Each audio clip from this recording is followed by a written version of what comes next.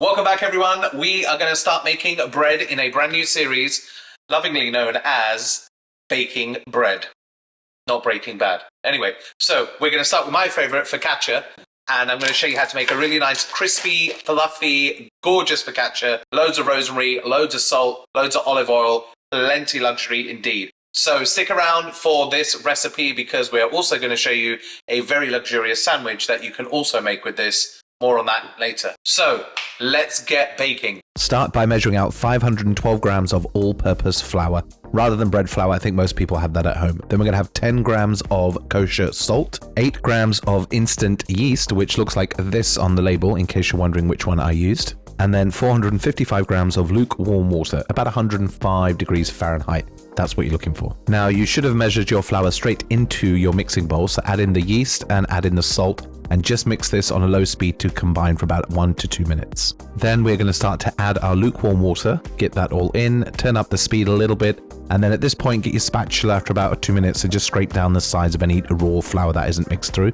Turn up the speed on your stand mixer and you're going to have a very wet dough. After about 5 minutes of kneading, it should look like this. Next, we want to oil a container with a tight fitting lid. That's what we're going to put our dough in overnight to proof. So this is not a 1 hour recipe.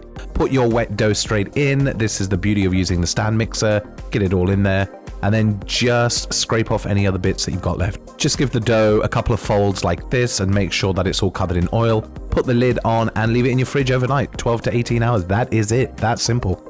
The next day, you will be rewarded with a beautiful, beautiful dough that is aerated, and you can see all the yeast is going to work, forming those beautiful bubbles. Now we're going to degas this, hold your hands again, and all you're going to do is just fold this over rather than just punching it out. You can see those honeycomb gluten structures that have been formed. This is just all-purpose flour, so you don't always need to use bread flour. Fold it over a few more times like this. Keep going, stretchy, stretchy, and nicey, and nicey. And then a couple more times. This is just giving the dough some strength. And then we're going to turn that out. We're going to split this into two, or you could do one big focaccia. I'm going to do 2 round ones. Now, I'm using a 9-inch pan here. You could use 8-inch as well. Make sure you oil these heavily, otherwise your focaccia will stick when you go to take these out later after they have baked. Plenty frustration indeed. Now, get your dough inside your pans, cover it all in the oil, and just lift and fold it over a few more times. The beauty of this recipe is you do not have to make a perfect ball. It's going to expand and fill out the pan for you. Just make sure everything is covered in that gorgeous extra virgin olive oil. Stretch it out a little bit if you want to. You don't really need to, just a little bit of fuss there. Put on a damp tea towel and let these rise for about 2 to 4 hours depending on how hot your kitchen is. After 3 hours, mine look like this. It wasn't a particularly hot day today, so I'm going to leave them for 1 more hour just to prove. Now you can get your toppings ready. I'm using some rosemary. Put some olive oil on your rosemary. Nice little pro tip there. Just gives them a better cooking and color. And then we're just going to put even more olive oil over these because there isn't enough. Put your rosemary over one. And for my second focaccia, I'm using these beautiful Sicilian olives. So I'm just going to put them all over.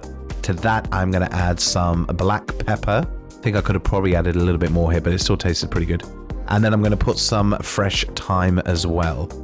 And then just start to dimple the focaccia. It won't stick, don't worry. Just keep going like you're playing the piano. You can see those CO2 bubbles forming. That is all the yeast going to work. This part is very, very satisfying indeed. Okay, now you've got your beautiful focaccias here. Just going to add some nice flaky salt over the top of the rosemary one. A little bit more extra virgin olive oil. And then we're going to bake these in a 450 Fahrenheit oven for about 20 to 30 minutes until they are golden brown, crispy, and beautiful and sexy like these. Put them on a wire rack and let them chill for 10 minutes and you can do a little focaccia dance of satisfaction like this.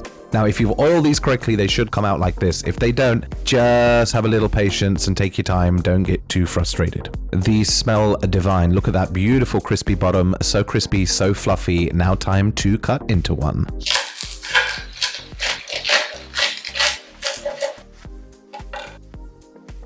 Look at that beautiful crumb. You can just see loads of bubbles, beautiful aeration, crispy, fluffy, and so spongy. You are going to love this bread. Let's give this one a taste.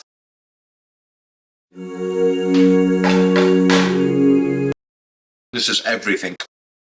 Olives, thyme, black pepper. Now we're going to make a sandwich with the other one. We're going to show you that later. Slice up some truffle toma cheese if you can get it. It's a semi-firm cow's milk, all-natural cheese. Unbelievably delicious. You can get it from Italian delis. You could sub this out for some provolone if you can't get hold of this. Lay that on some parchment paper for later. Puree some sun-dried tomatoes. You can add a little bit of water to thin out the mixture. And we are going to add this to our 2-minute mayo. There is a recipe for that on the channel. I always have some of this in the fridge. Plenty convenience indeed. Mix this through thoroughly, and this is going to take our sandwich into the stratosphere for flavor. Cut your rosemary focaccia in half and then cut it across horizontally. Be careful not to slice your fingers. Flip this over and once again admire the beautiful aeration of this bread. Plenty of bubbles. Right, now generously put on your sun-dried mayo. If you can get this, is fennel salami. This is going to take your sandwich to the next level. Generously layer this on. Do not skimp on the salami. Next, we're going to put on our Toma truffle cheese.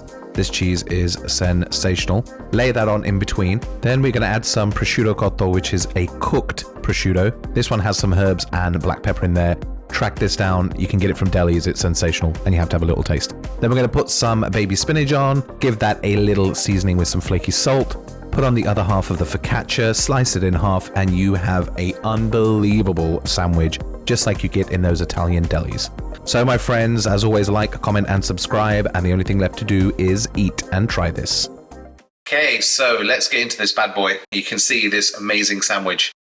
Ooh, let's go.